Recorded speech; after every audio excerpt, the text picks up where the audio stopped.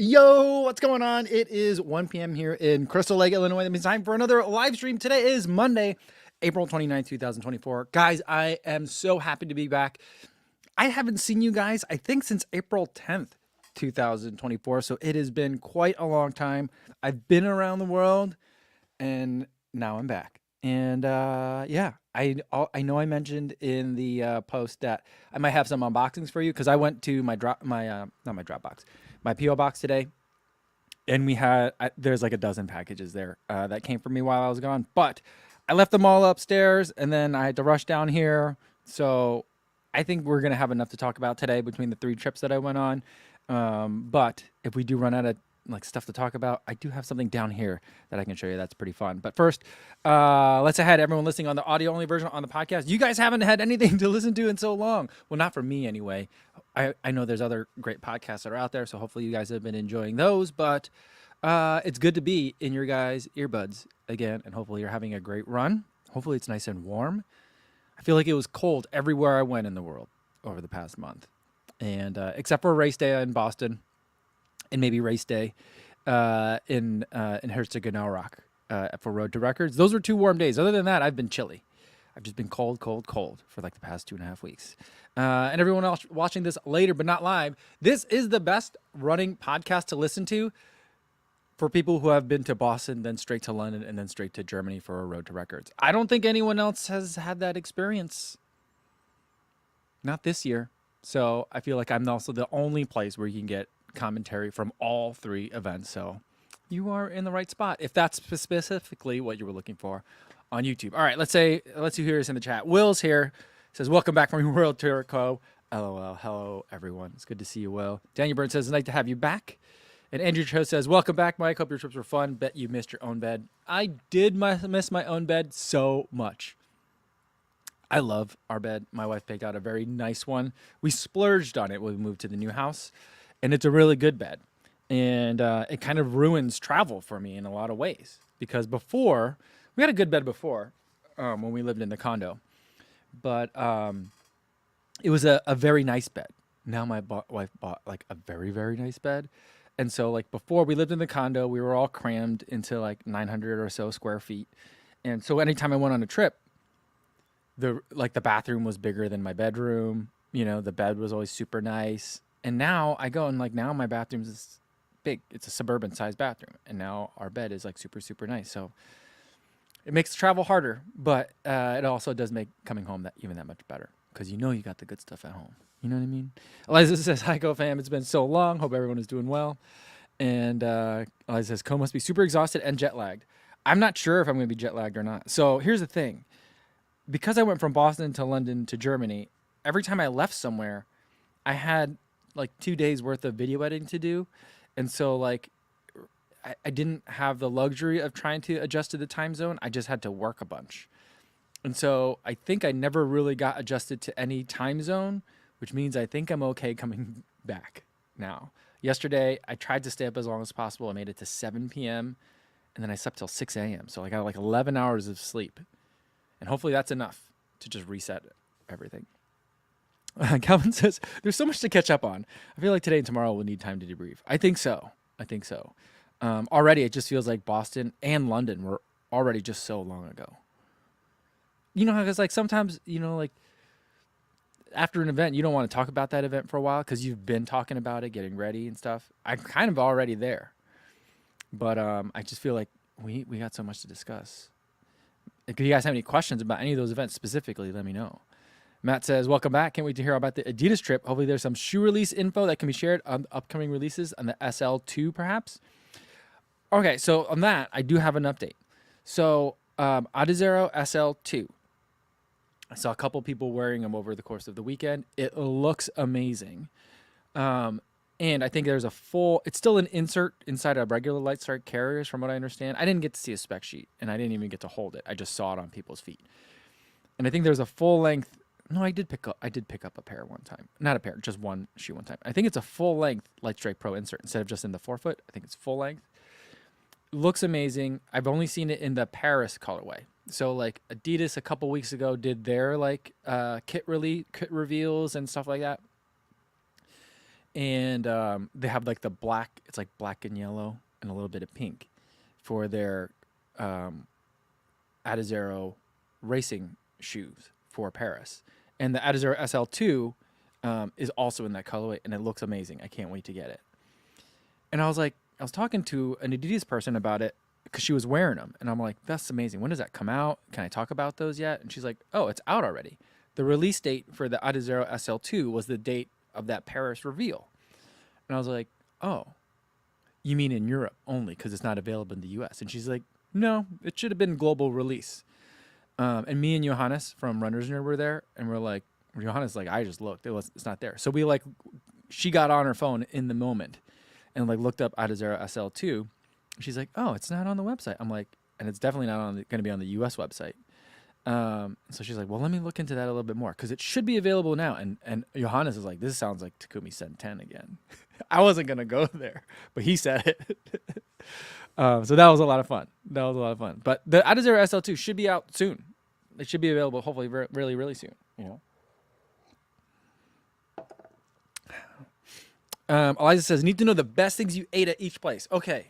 Boston? What's the best thing I ate at Boston? I ate at that place called, it's not called Shredded.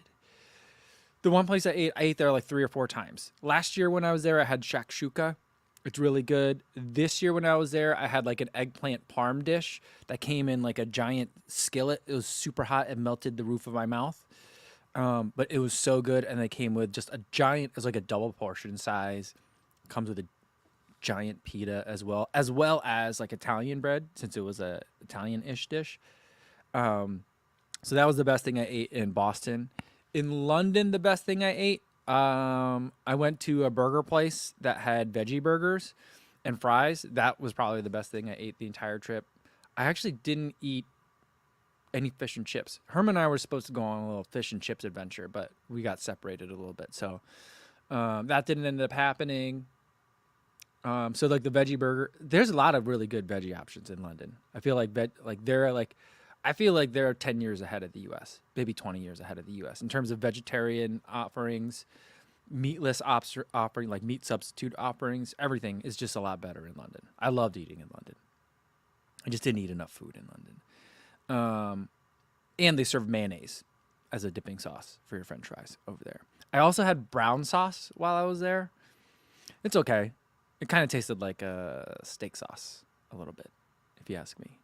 So that was just okay.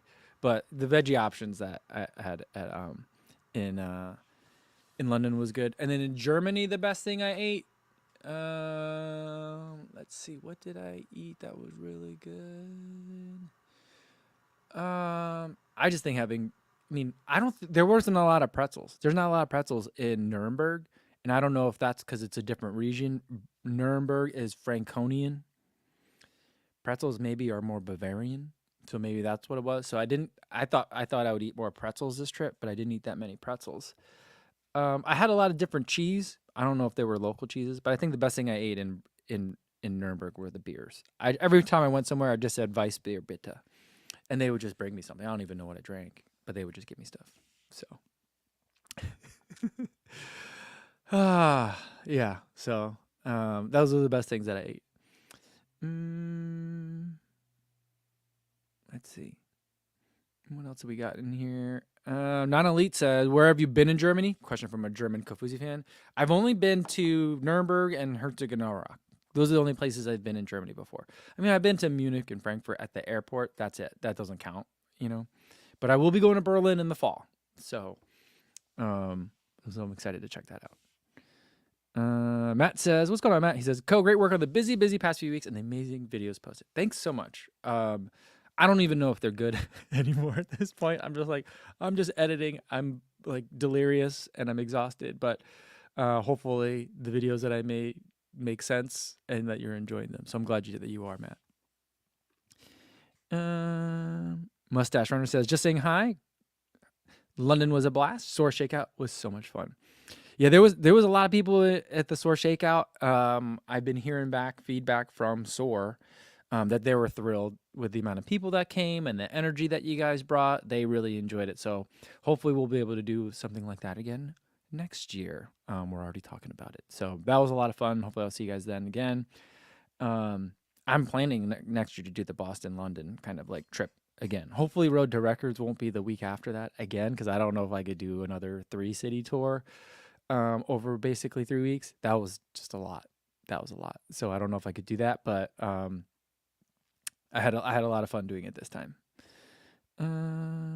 Oh, Mark Peterson said, "Did you lose anything on these trips?" Yes, I did. Yes, I did lose something on the trips. At one point, I thought I lost a GoPro, and I was really upset. But fortunately, it wasn't until I thought I lost it like the overnight in between the day before and the day of the Road to Records event. And I was like, I can still make a video without a GoPro for this particular event. But I'm glad I found it, so I didn't lose a GoPro. But you know what I did lose? I lost, and I'm annoyed about it too. In between London and Germany, I had gotten an Adidas Boston Marathon backpack. I showed it to you guys in the Adidas haul from the video that I made when I got to the other hotel in Boston, and yeah, it was a nice backpack, and I left it in the hotel in London. It's in I know exactly where it is. It's in a drawer where I had been keeping it all week, and I forgot to bring it back. So there's that. PG1980 says, "Heiko, did you like London?" I loved London. I was just telling my wife today how I was like, there's not a lot of places where I think I could move. I visit a lot of places, and they're always a lot of fun. There's so many places in the world that are wonderful places to visit, but I wouldn't want to live there. Like Tokyo, for example. Like I don't know. I don't think I'd want to live in Japan permanently, but love visiting there. The people were great. The food is great. The adventures I had were memorable, once in a lifetime. And Tokyo currently is still my favorite world major marathon. No offense to any of the other cities, but I don't think I could live there. London is a place where I feel like I could live. I mean, one, the public transit's great. That always helps too. But I just feel like I like the energy in London. Plus, the food situation is great. It's an English-speaking country. I even feel like I understood 40 just a little bit better being there. So like there's something I just really enjoy London. London is a place that my wife and I have actually talked about moving to. There was a time where her company was like, might have to have her move, and London would be one of the places we'd have to move. And I'm like, hey, don't fight it. Don't fight it if that ever comes up again.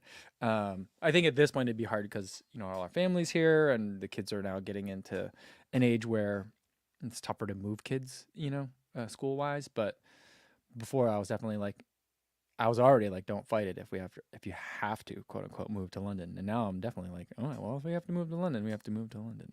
So, and Andrew says, which was their favorite, Boston, England, and Germany? I think of the trips, I think Boston was I think I had the most fun with people in Boston because I get to connect much more with everyone there.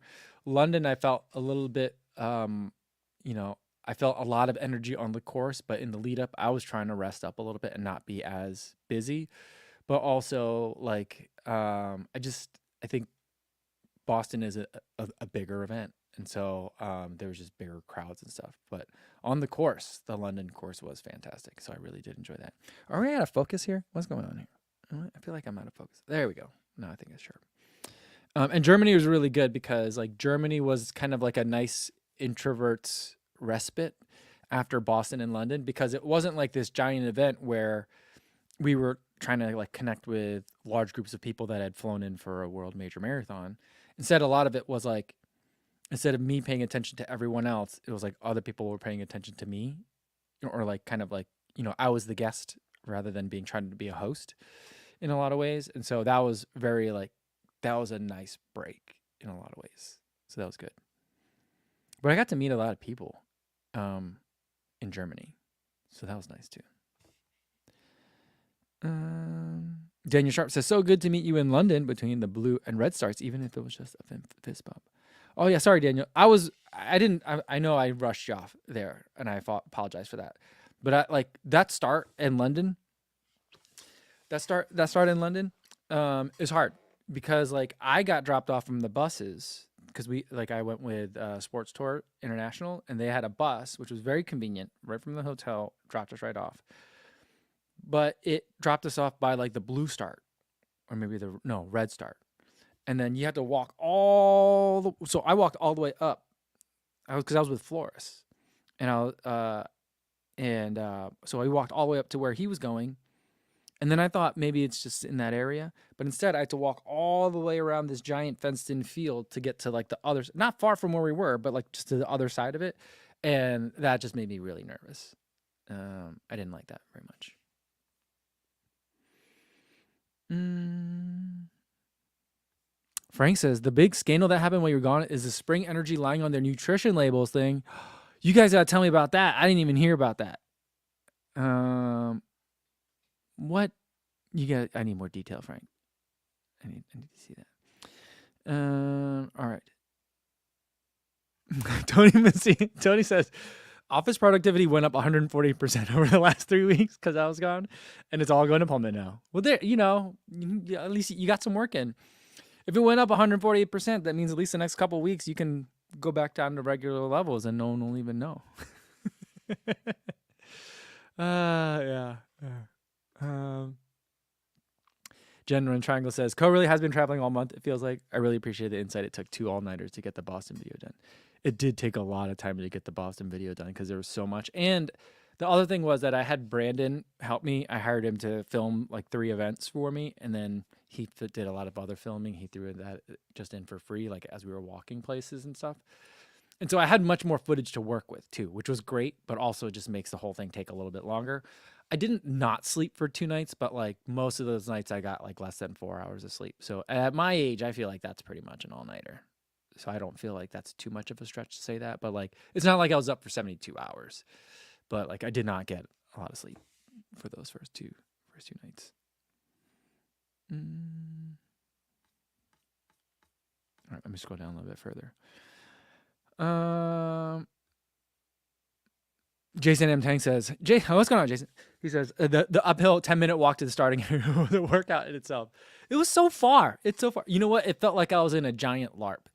I felt like I was going to see like people dressed up as like medieval knights and like squires and stuff. Because it's just this giant field and you see like a wall of people really far in the distance. And then on the other side, you see another wall of people in the distance. And I felt like it was like a scene from Braveheart where all of a sudden they were going to run and meet in the middle and stuff. So it was really like a very surreal place to be. And it was really windy and cold out there, to me anyway. Yeah. Regan Dugan says, Conley has 1 world marathon major left, right? Yep. I just have Berlin left. So, yeah,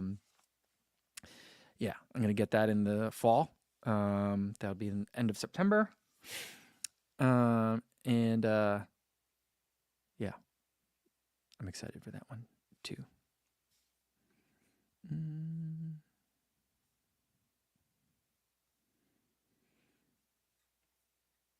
Yeah, Eric says, if you don't sleep well leading up to a big race, it can really hamper you in the long efforts. Just saying, I felt that struggle in the video. Solidarity. Yeah, I mean, the other nights after that, then I slept very well. And I felt like I slept pretty well according to like the local clocks, you know what I mean? So it's not like I was up in the middle of the night like Tokyo. Like 3 nights before the race, I think that's when I was up until like 2:30 in the morning to 4 trying to sleep, and then I gave up at like 4, So I've had sleep is always a problem, I guess, for me,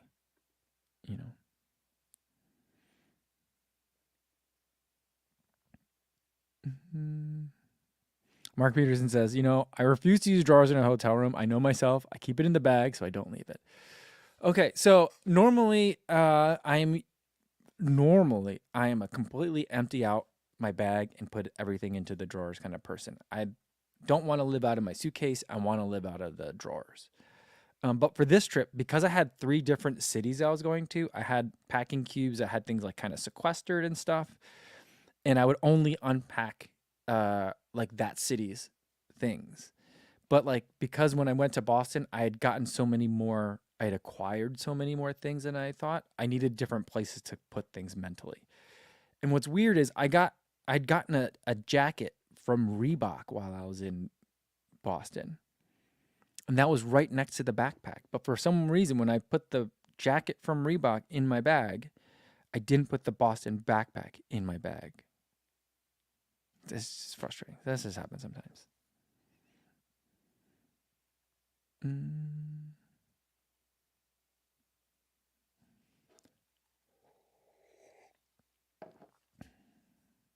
Andrew Cho says Germany had the best beer. I didn't drink that much beer in London until after the race, and I don't think I drank that many beers in Boston. I don't think I drank any beers in Boston. No, I had one that one night. It was the night before the race. A bunch of us got together for dinner. Like Drew was there, Ashley, Brandon, Kevin from Rabbit, who no longer works at Rabbit now. I feel like Kevin comes here normally, and I don't want to share his news, but I think he's out of the country right now.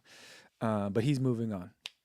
He wants to go back to the independent contractor lifestyle of how I met him. He was a photographer. So he's not going to be working at Rabbit anymore, but Kevin was there. I'm trying to think. I think one or two other people were there too. I'm forgetting. I had a beer at dinner that night. So I didn't have any beers in Boston. The beers I had in London I had mostly like Fuller's. Whatever they had on tap, I was like, I'll take one of those. Yeah. And then in Germany, I just had wheat beers the whole time. All right. Let's keep scrolling down. William says, was that the hardest Boston you ran? Well, I've only run one Boston. I ran it last year. So I didn't actually run it this year.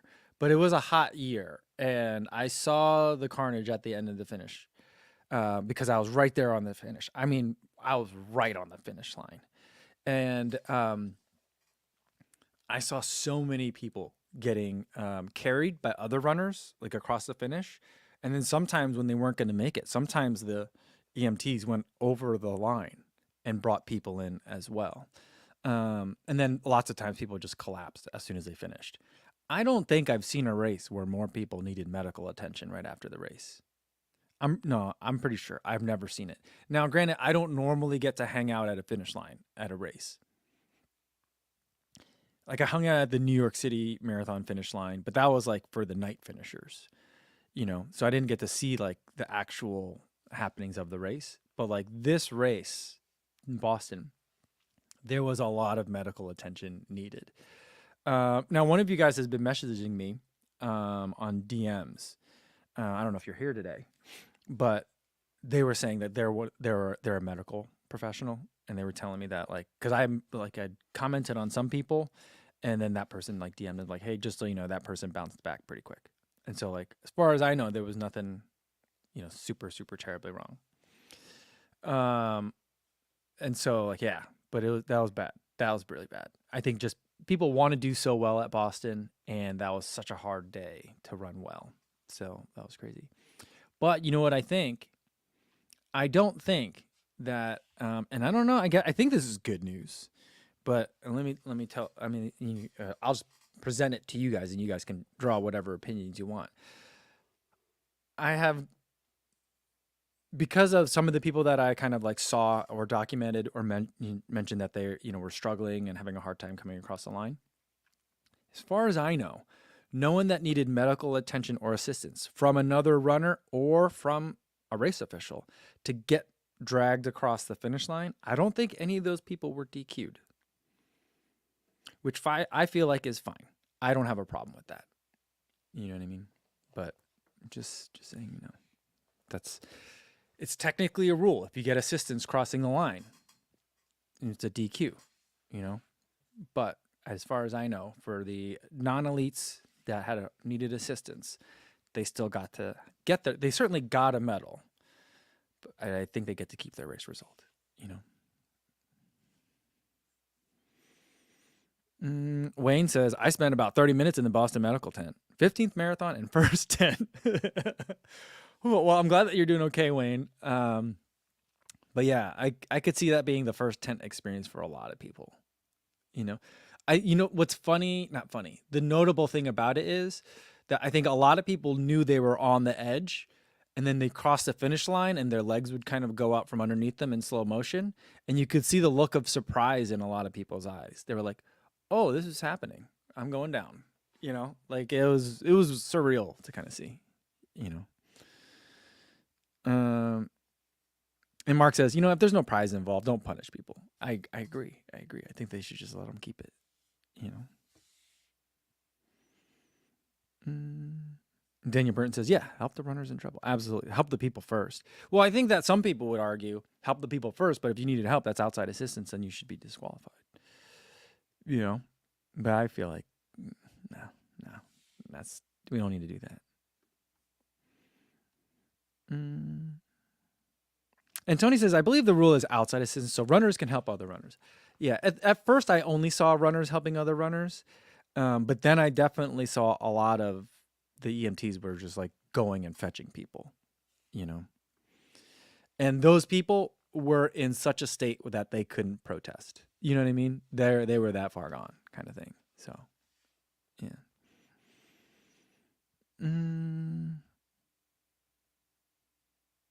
Danny Guglielza says, I'm running the Chicagoland Spring Marathon in Schaumburg this Sunday. Ooh, that's Sunday? Okay, that's good to know. I didn't know that. A little worried about the weather, but it doesn't look too punishing. Okay.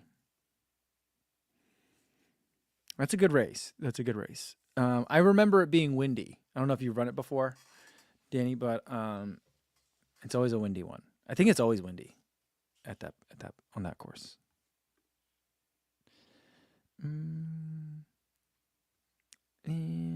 All right. Maureen Morelli says, congrats on another major.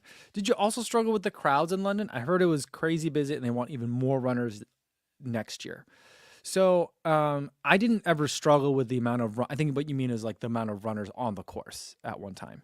And I didn't struggle with it. But I did find it remarkable for the amount of time that I could keep pace, which was about halfway. I did find that I was always surprised at how many people there still were around me. It never felt like it really opened up until I did a lot of walking. Then like people were passing me all the time, and I think it strung out quite a bit. Especially once I hit like the gap between like wave 1 and wave 2, so that's when it really started to open up, which makes sense. But I never had a hard time running. Like I feel like Tokyo is a more crowded course in my mind. But I've also talked to a guy named Yimi who was did the course overview for us at Sport Tours.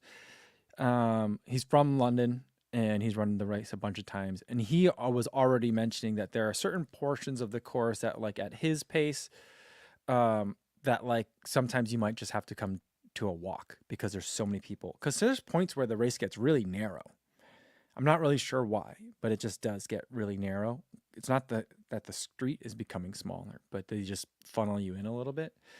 And so he said like at some of those points you might be walking at his pace, which is a little bit further back than I was. So like I didn't feel like I really felt too congested. Just like that there were a lot of runners around, which like if I had been having a good day, I would have loved, because then it's just a lot of people to run with, you know.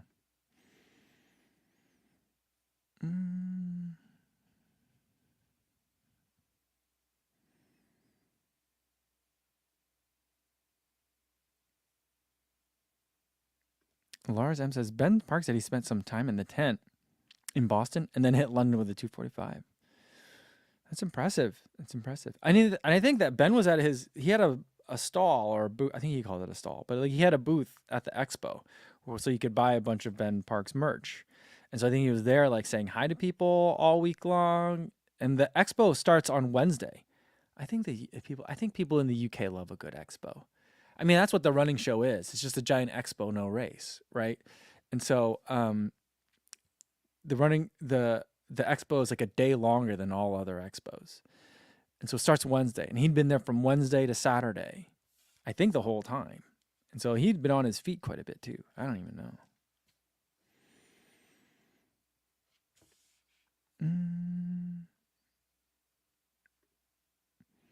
And Danny says, oh, for this Chicagoland Spring Marathon, it's going to be his first full. All right. This is a good first full to have. It's a good course. So I hope you enjoy it. Good luck to you, Danny. Donnie Johnson says, did you hear about the guy who broke his ankle on a discarded bottle with 850 meters to go? He shuffled on his butt until he crossed the line. It was immediately stretchered off. I did not hear that story. Broke your ankle. Oh, boy. Oh, goodness. I don't think I could do that. Frank says, it didn't look like Andy could run fast for most of the race. Yeah, I did remember hearing in one of Andy's videos that he felt like he was a little bit too crowded in. I did get a chance to meet Andy in real life, and everyone says that he's very tall, and he mentions himself that he's very tall, but then I met him in person, and he's much taller than even that. I think he's got to be taller than Drew. I think he's taller than Drew by a couple inches. He's very, very tall. But it was nice to meet him. I mean, it's like meeting a YouTube video. You know, like there's like Andy in real life and Andy on the YouTube video is the exact same person. And I know that's generally the case for most of the people that I like hanging out with. But like sometimes there is a little bit of, you can sense the onness when they're on or off camera, you know. But for Andy, I just feel like it's the same. 100% the same, you know. Shannon says, what's been your favorite major so far? I think Tokyo is still my favorite. I think part of it's because I raced well there, but it's also just like such a foreign place. It's so different. And so few people seemed to speak English while I was there. It just was very like a surreal experience all the way around. That was a really good one. And Running Guy says, London was kind of busy for me. He's a 4:16 finisher, but it was never so crowded that he had to walk. Okay, that's good to know.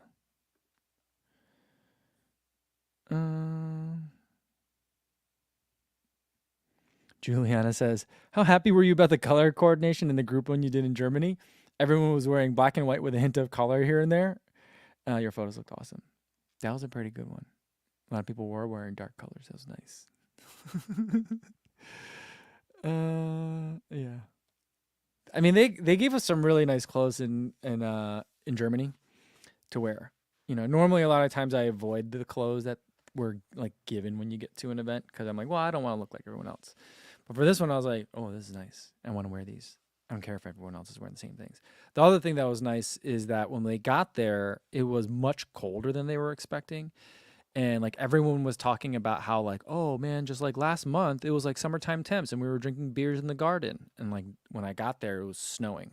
It was below freezing when my first morning when I woke up. And so like one of the last minute things they added to our kind of like kit bags was a puffer coat. And I lived in that puffer coat like the rest of the trip. Yeah. Anytime I wasn't running, I was in the puffer coat. It was great. All right. Terry says, is it too late to get a cowbell? I did PR at London by a few seconds, but it does count. Yes, absolutely, Terry. But here's the thing. I don't have a cowbell with me today. I have applause. We can do that for now, and then I'll get you another cowbell when I get it back tomorrow. Oh, it's too loud. Here we go. Here we go. There you go, Terry. Sorry about that.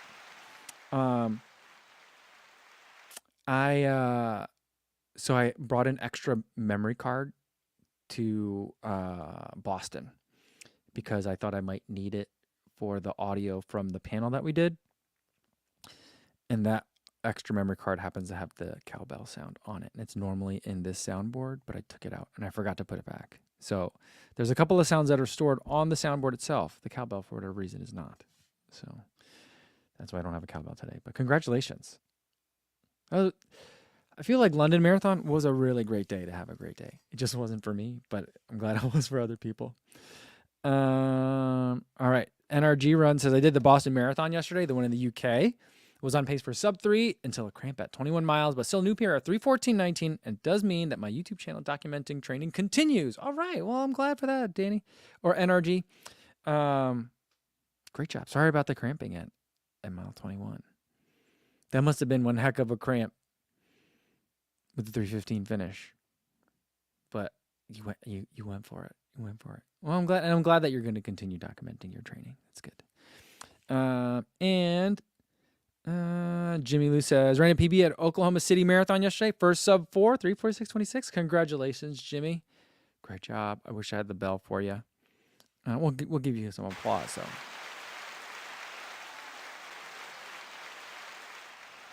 Vanessa Martinez says, Ben and Mary Bridges seem to struggle a bit in Boston. What's up with Boston? Is it Heartbreak Hill that does it? Boston was very hot on the day. So this particular Boston was very tough. Temperatures were peaking above 80 degrees at certain points of the day. And there just isn't any shade on the Boston Marathon course. So if it's a cloudless day, you're going to feel a lot of that sunshine. And so that's another aspect that makes it tricky. Now, some people were saying that there was a bit of a tailwind, but it wasn't strong enough that people actually felt it. And so that didn't provide any cooling. So a lot of people just very much struggled with the heat. The course is also difficult. I think New York is a little bit more difficult than Boston, but I feel like those two courses are about as difficult as you can make a marathon while also expecting people to still run fast. You know what I mean? I mean, you can make a hillier marathon easy, right? Just go into the mountains somewhere and make a hillier marathon. But you wouldn't also then be like, and you could still probably PR there, you know? So I feel like of the marathons that you'd want to still race fast, I think it's about as hard as you can make a course. It's never flat is the thing about Boston. And so it's always a little bit tricky, if not painful. And the hills are definitely a big part of that. For me, it was the miles before that I think I raced incorrectly. And then I probably still hit the hills a little bit too hard too.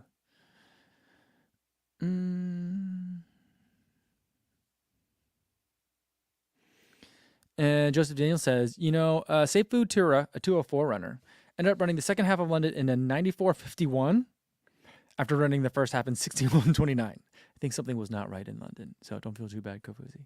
Well, that doesn't make me feel that much better, but it is a very interesting fact. Athletic Katie has been making these really amazing graphs on Threads. And she's been looking at like people's different paces. She does graphs on like how close the front pack was to each other over the course of either the entire race or the last 5K. She has these really great charts that she's been making.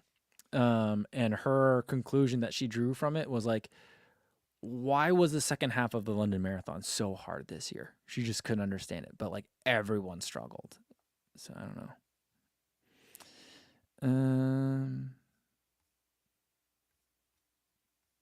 Usama says, is FOD runner taller than Nick Bester? I've never met Nick Bester in person, but I bet you he is.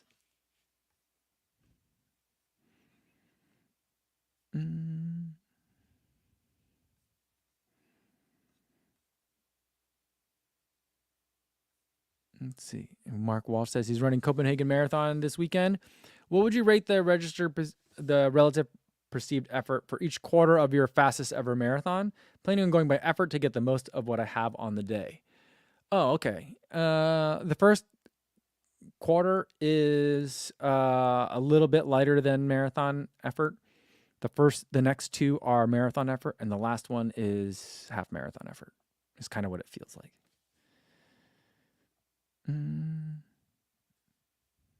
Wayne wants to know, is Matt Choi always on? LOL. Yes and no. So a lot of times, when I see him in a smaller group setting, he's still very much like that. If I see him before a race, he's very much like his, internet content. But I did get to go on a nice run with him and Ben Johnson, and then we went and got coffees afterward. So he's not like screaming when you're getting coffee, but it's the same Matt to me. I mean, he has quiet moments too on he's not always yelling at the camera, And so I actually got to spend quite a bit of time, I feel like, with Matt in London, because we saw him at the Run Dem Cruise after party, and I got to see him for that shakeout run. I just kept seeing him over and over. Oh, I got to spend time with him in the corrals in the morning, so I just kept seeing him over and over again. So that was good. And Mark says Herm seems like a real cool dude. I'd love to get a beer with Herm. He is a cool dude. It was nice. I got to meet his mom as well, and we got to have some pizza. I tried to get everyone. So we went to this pizza restaurant, and I don't know if you guys saw that. Like from if you watched the video, they don't. I don't think they slice pizzas over there, or maybe at like restaurants where you get like your individual pizzas. They don't slice that for you, so you got to cut it like at your own on table side, and they don't give you like nice knives. It's just regular like table knives, right? So I was just like, forget that. I'm just gonna pick it up and eat it like it's one slice, or like a giant calzone. I'm just gonna fold it over. And I tried to get everyone else at the table to just pick it up and eat it. No takers. No takers. But it was good. I got to eat with Herm twice and spend some time with them in London. That's always a good time. William Wang says, so back to self-training now? No, I'm gonna stay with Sage and Sandy. I told them that I had a long-term vision for it, at least all the way to Berlin. So, the summer should be interesting, mainly because I'm making it hard, for them to actually train me properly.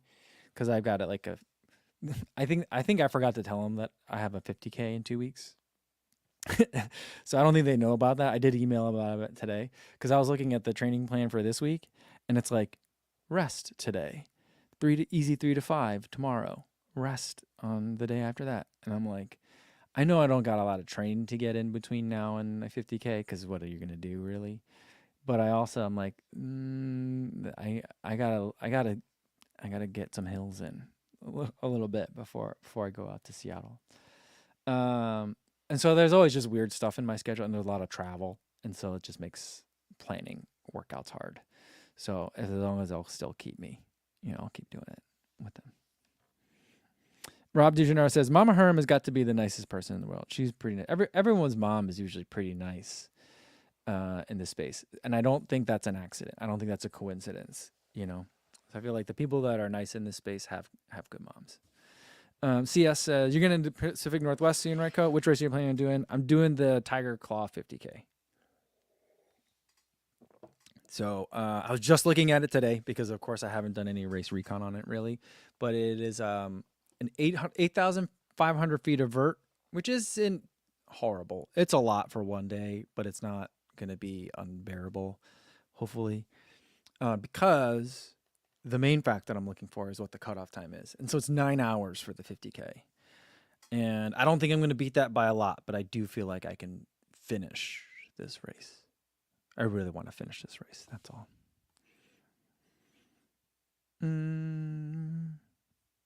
Andre Ye says, how do you usually recover after marathons? You take a week or some days off? I usually take a couple of days off, and then by a Wednesday or so, I'll do 30 minutes easy. Maybe that's just walking. Maybe that's walk jogging. After the marathon on Wednesday, we had a group run, which was like a sightseeing tour of Nuremberg. And that was absolutely perfect because we do like run for a minute to something to look at. And then our tour guide would tell us something about some aspect of Nuremberg. So we'd stop and then we'd run for like 2 minutes and then talk for 2 minutes. So it's like run 2 minutes, stop for 2 minutes and talk about something. So that was perfect. That was good. And then since then after that, I did like a 30-minute run. We did this one you don't know yet because I haven't made the video, but there was a group run we did at the end of the day, I think on, I don't know, Thursday maybe, let's say Thursday. And Adidas runners were there, like the team captains or the city captains for Adidas runners. Adidas runners is a thing that's not that big in the United States, but in other cities, it's like Adidas has like run clubs that they run called Adidas runners, and they have captains who I think are Adidas employees. They're not just influencers or anything like that. And so the Road to Records event for them has been like their week where they bring a lot of those team captains in and they talk about like best practices and direction and focus for the next year and things that they're doing in their cities and what other people are doing in other cities, and try to, I think, make it a more like consistent experience for everybody. It's also kind of just like a company retreat kind of thing. So they were there too. And a lot of the pros that were racing over the weekend also joined the shakeout run. And it had started snowing and it was cold. when this race started. And so the pros went out first, and a lot of them are Africans. So like at first it was easy, like 9 minutes a mile. And then I think what most people don't realize about, things like the Kenyan Shuffle or anything like that is they start out easy, but they don't finish easy. And I think for a lot of them, they're racing 5Ks and 10Ks. So they wanted a little bit of, keep a little tension in the legs. So it ended up finishing at like under 6 minutes. I talked to Jay Holder was there. Jay used to be with Atlanta Track Club. Now he's with with Running USA. Jay said that he finished with the pros at 5:40. No, was it 5:45 or 5:15 pace? Either way, he finished running with them at a really fast pace. And so, of course, everyone also. I tried to keep up with Thomas and Megan. They always run their easy runs too. I think Megan runs. That's normal for Megan. I think for Thomas and me, it's a little fast. And so that was a fast run, and I probably shouldn't have done that. But I felt hard to run like 7:30s, but it didn't hurt. And then I did some secret shoe testing on the treadmill.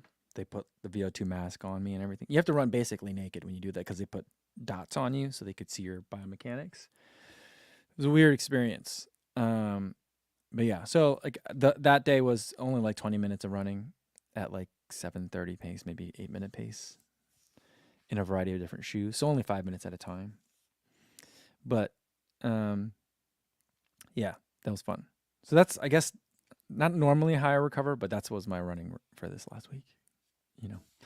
Some people take a couple weeks off, but I feel like the old adage of like you need to take a couple of weeks completely off from a marathon. I feel like if that's what you need, fine. Great. Nothing wrong with that. Everyone recovers how they want to recover. But I think you need to remember that that was born from a time where people ran in what now would be considered a road flat, like a true road flat, something that you would use for maybe a 5K.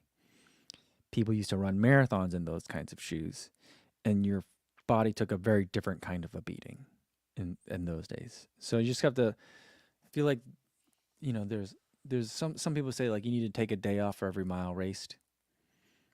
I feel like that needs to be updated a little bit.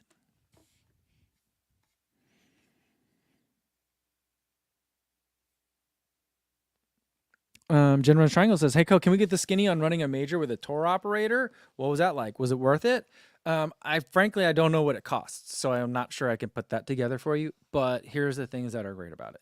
One, they get you your bib, and a lot of times you can get a bib from a tour operator when it might not be possible to get one from the marathon itself, like after you've lost in the lottery, for example. And some tour operators sell out earlier than others, so that's not necessarily the case, but that would be the biggest benefit, I think. The other one is that like they book the hotel for you, which for me, I had to get myself another hotel for a couple nights before my sports tours thing started, and I was just like, where do I even look? London is a gigantic city, and if you just look up hotel in Google Maps, it'll give you literally 1,000 results. So I'm like, I don't know which neighborhoods are good. I don't know where I want to be. I ended up kind of picking a place that was close to the expo a little bit, and that wasn't ridiculously expensive and not also surprisingly suspiciously cheap. I didn't want to stay in a hostel, and so like it was nice that they just picked that for you, and they also like arranged a shakeout run. So like, let's say you're not in the Kafuzi Run Club, or anything like that, and you're just going to a race and you don't know anybody, and you're like, I don't want to have to figure out a route for myself. They have that arranged for you as far as like group runs go, and they had like a concierge desk kind of in the hotel. So like, if you wanted to run on the other days, they have locals who are familiar with the area that can tell you where to run, And so that's nice. And then like the day before they have their group shakeout run, and then we had like a race briefing, like going over some of the nuances of the course, and then also like logistics. One of the main logistics being like, how are we going to get there? And then there was a bus that just took us all there. So we just hopped on the bus in the morning, and then that took care of everything in terms of getting to the race. So like, there's a lot of stuff that like, for me, the kind of details that I don't really enjoy figuring out, they figure out for you. So I think that was really nice too.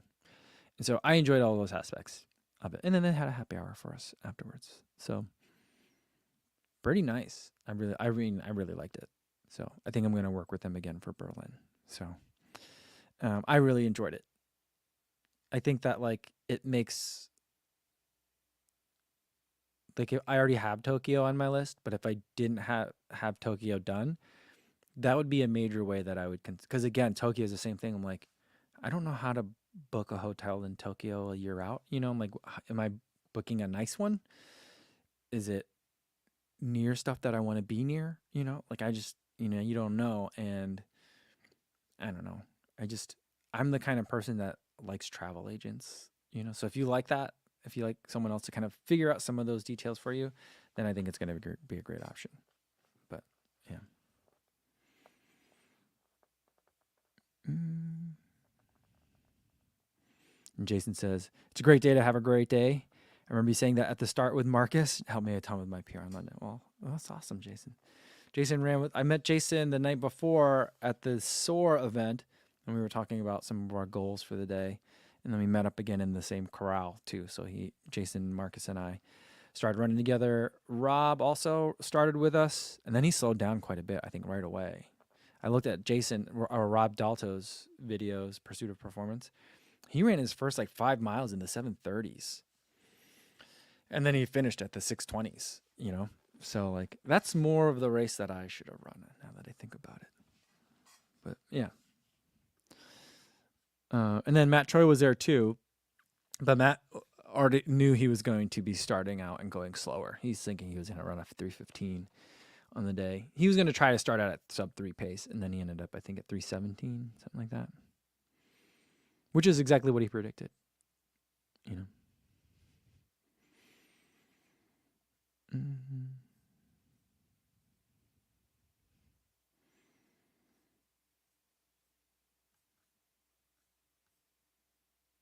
Oh, Brian Albrecht wants to know which count made the charts. Athletic Katie.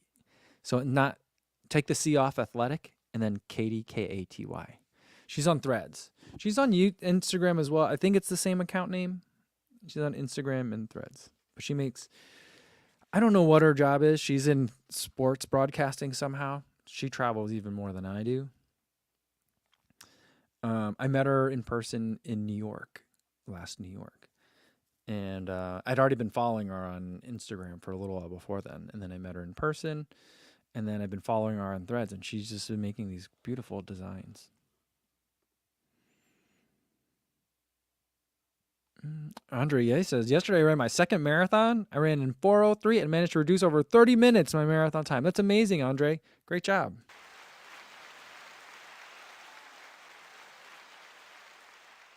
Bad news, though, Andre. That means that for until you run another marathon, you're going to be like, I just need to run 3 minutes faster. But I know that you'll get there if you want to get there. 4:03 is a great place to be. But that does put you really close to under 4 hours.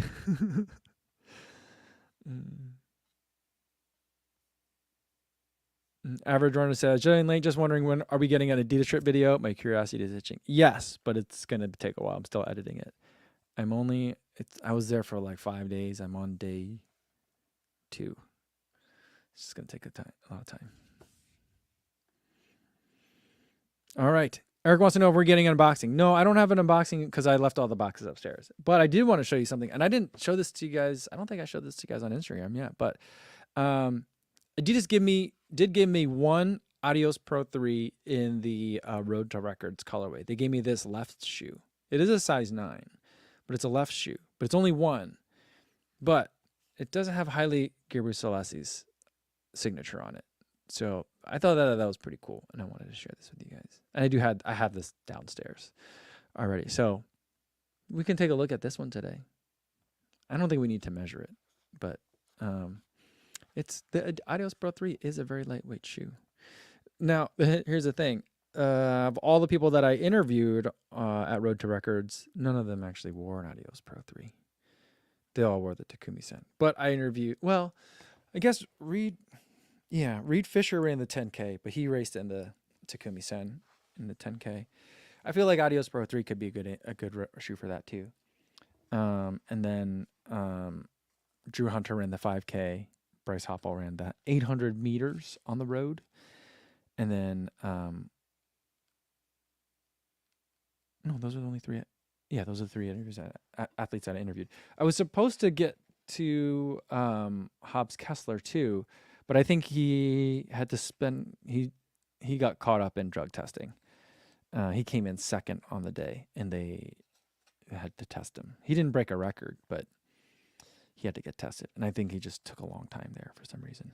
So,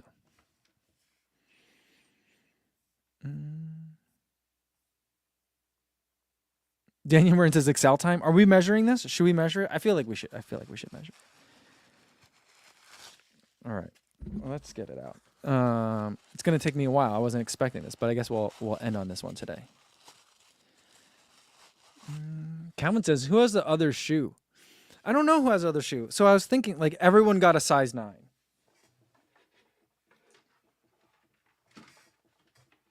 Because as much as I'd like to say I'm the only one that has a Haile Gerber Selassie signed Adios Pro 3, I'm not the only one. A bunch of us got them. Which is not to diminish it at all. It's just to say that I'm not the only one. Let's go. We gotta 0 it. Okay, I need to be in. I gotta get my spreadsheet ready. Oh my goodness, I'm not ready. Hold on. Shoe weights. I don't think we have an Adios Pro 3 on here too, so this will actually doing work. General Triangle says, did we calibrate the scale? No, but oh, that's probably what one of those packages is. I did buy a set of calibration weights too. So we got that anyway. But all right. Yeah. Sega Dreamcast says, how much does the Sharpie ink add to the weight? That's where I feel like we're gonna add the notes section today.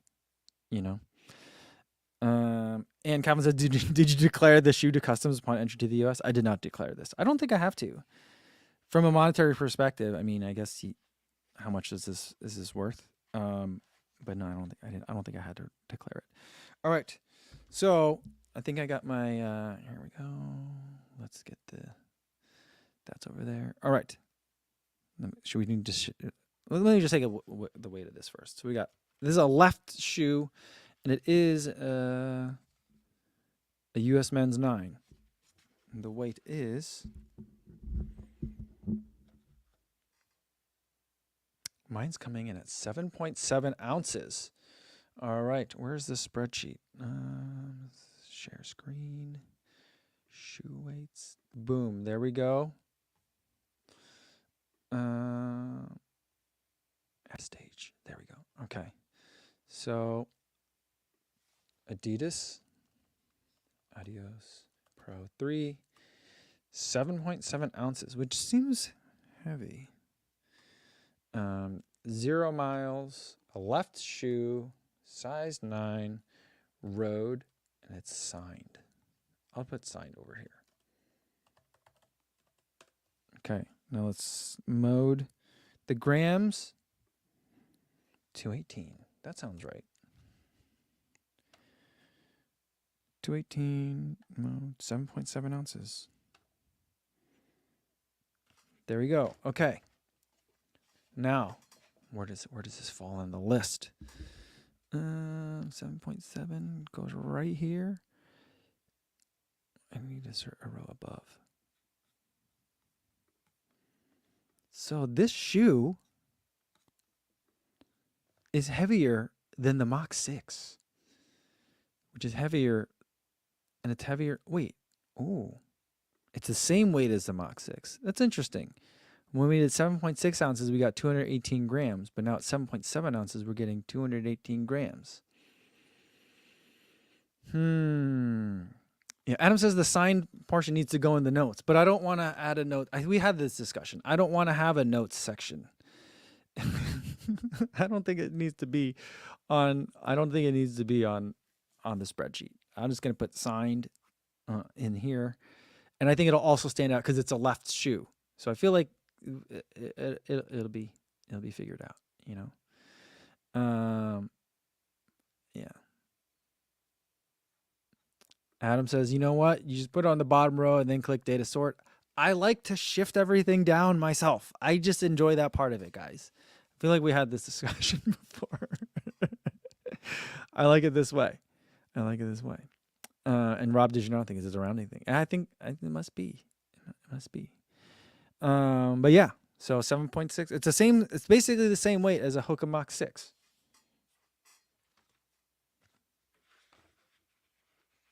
If I were to guess, though, holding these two shoes, I feel like I would say that the Mach 6 is. Well, they're different balance. So depending on where you hold them, a different shoe feels lighter. Weird. But yeah, they feel about the same. Interesting. Dude, G knows that. I love all the spreadsheet critiques that I get from you guys. It's amazing. Ducci knows says clearly doesn't use Excel for his day job. No, I do not. And Eric says I am a manual guy in an AI world. That's for sure. That's for sure. Yeah, that's so funny. Very, very funny. Marco says the difference, point one, is the autograph, surely. I don't think it adds that much weight, actually. You know. Yeah. All right. I think that's a good place to end it for today, guys. I think I'm glad that you guys convinced me to put this on the spreadsheet. I think that was a lot of fun. I'm glad that we did that. As always, you guys are making the show better, so I appreciate that, guys. I miss you guys so much. I love sitting in this seat and being able to chat with you guys about all the nonsense. I feel like we only scratched the surface of the last 3 trips. I'll continue working on getting that Adidas trip video made, and I'm guessing you guys might have some questions for after that too, so we can always talk about it more. Tomorrow, we're going to have a bunch of unboxings to do because I've got a lot of packages, so maybe we'll do 2 or maybe even 3. And then, you know what? Let's try to play a game for tomorrow. We got to figure out a game. So let's do that. Trivia Tuesday. Same time as today, 1 p.m. Central Time. Hopefully I'll see you then tomorrow. In the meantime, be safe out there, everybody. Thanks.